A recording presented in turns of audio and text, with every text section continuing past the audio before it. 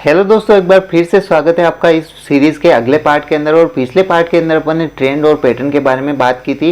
Actually trend और pattern का ही चल रहा है और पिछले वीडियो में अपन ने ट्रेंड को बहुत अच्छे तरीके से समझ लिया था। अब trend, down trend, sideways trend क्या होता है अच्छे से समझ लिया था और ट्रेंड और पैटर्न के बीच में डिफरेंस क्या होता है वो भी समझ लिया था। लेकिन आज का जो वीडियो होने वाला है उसमें अपन बात करने वाले हैं टाइप ऑफ पैटर्न की, यानी कि पैटर्न के कौन कौन से टाइप होते हैं। मार्केट के अंदर बहुत सारे पैटर्न होते हैं।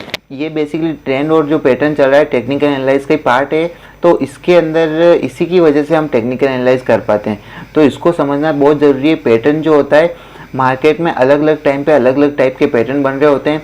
कुछ पहले बन चुके होते हैं पैटर्न जिनको देख के भी हम ट्रेडिंग करते हैं। तो ये पैटर्न इंपॉर्टेंट है, तो इसको आप एक बार ध्यान से पढ़ लीजिए और सीख लीजिए। पैटर्न या फिर जो डाटा होता है अलग अलग तरह के हो सकते हैं दोस्तों। जैसे कि प्राइस पैटर्न। प्राइस पैटर्न क्या होता है, हमने देखा कि प्राइस जब नीचे जाती होती है उस टाइम पे एक लेवल पे जाकर के बार बार जो होती है प्राइस रुक जाती है। ठीक है, आपने पिछली बार कहीं चार्ट देखा हो तो चार्ट के ऊपर आपने देखा हो कि प्राइस एक रेंज के अंदर नीचे जा रही है, एक फिक्स प्राइस पॉइंट के ऊपर प्राइस रुक रही है और उसके बाद में फिर से ऊपर बढ़ रही है। थोड़ा टाइम स्पेंड करने के बाद वापस प्राइस ऊपर आ जाती है। तो इस पैटर्न को हम अंदाज़ा लगा सकते हैं कि अगर प्राइस दोबारा उसी लेवल पे जाएगी तो वहीं से प्राइस जो है सपोर्ट लेगी वहाँ पे और फिर से ऊपर बढ़ने की कोशिश करेगी। या फिर हो सकता है प्राइस उसको तोड़ के नीचे भी निकल जाए।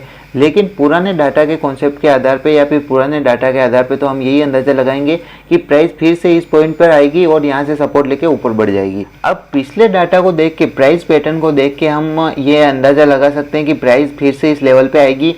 यहाँ पे आने के बाद कुछ देर तक अगर कंसोलिडेट करेगी तो हम यहाँ पे बाइंग की एक अपॉर्चुनिटी बनती है हमारे पास कि यहाँ पे अपन बाई कर सकते हैं। उसके बाद में प्राइस फिर से ऊपर जाएगी। ऊपर जाने के बाद में अपन जिस भी लेवल को डिसाइड कर रखा है वहाँ पे जाने के बाद में हम उसको सेल कर सकते हैं और अपना प्रॉफिट बुक कर सकते हैं। इसको चलिए एक एग्जाम्पल समझते हैं।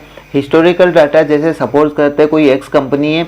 एक्स कंपनी की जो प्राइस है सर्दी के मौसम में बढ़ जाती है और जैसे ही सर्दी का मौसम जाता है उसके बाद में जो प्राइस है वो साइडवेज हो जाती है।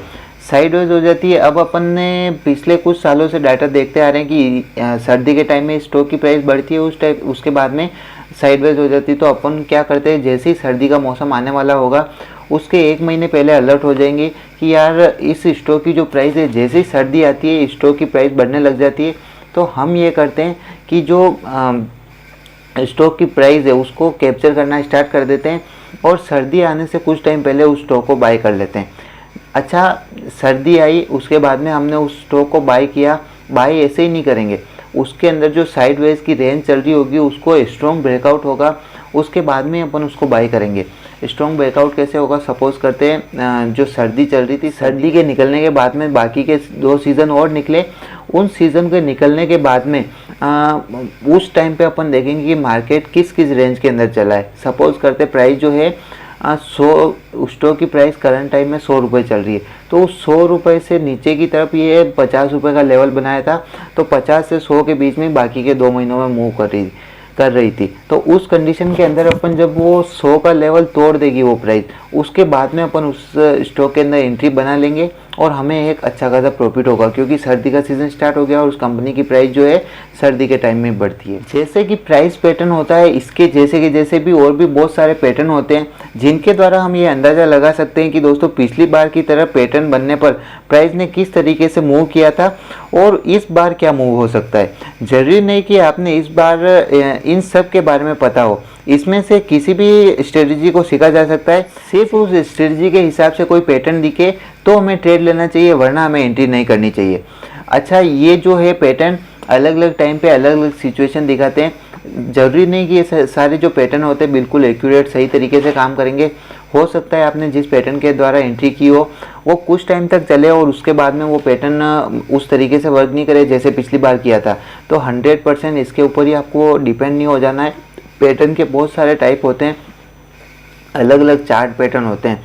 उन चार्ट पैटर्न को अगर आप सीखना चाहते हैं तो आप मुझे कमेंट बॉक्स में बता दीजिए, मैं उनको बता दूंगा।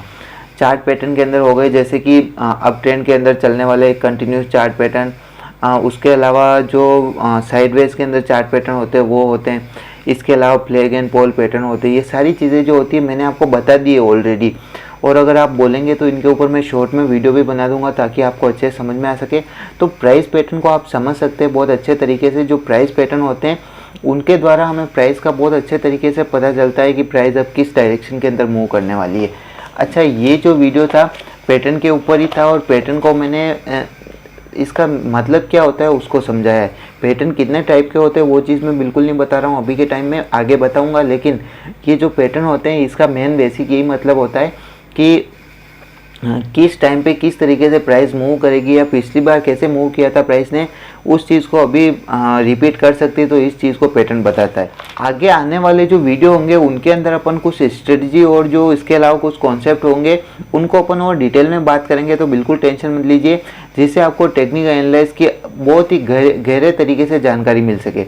आशा करता हूँ ये वीडियो आपको समझ में आ गया होगा। इसके बारे में कुछ डाउट रहे तो कमेंट बॉक्स में पूछ सकते हैं, और हम मिलते हैं अगले वीडियो में। तब तक के लिए जय श्री राम।